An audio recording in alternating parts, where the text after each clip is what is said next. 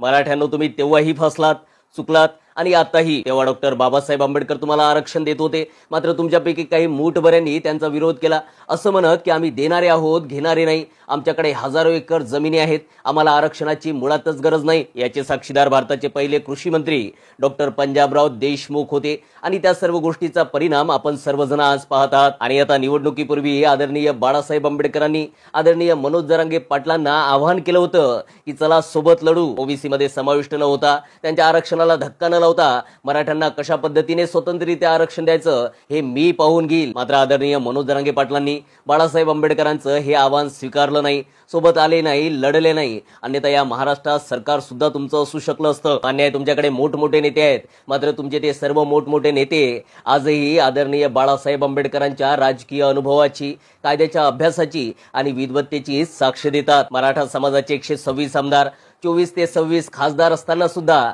आज मुंबईमध्ये आंदोलकांसाठी असलेली रसद बंद केली जाते, शौचालय बंद केल्या जातात, पाण्याची व्यवस्था बंद केली जाते, हॉटेल्स बंद केल्या जातात. मग आता तुम्ही विश्वास कुणावर ठेवताय? त्याही वेळी आंबेडकर होते, आताही आंबेडकर आहेत. गरज आहे तुमच्या विश्वास ठेवण्याची.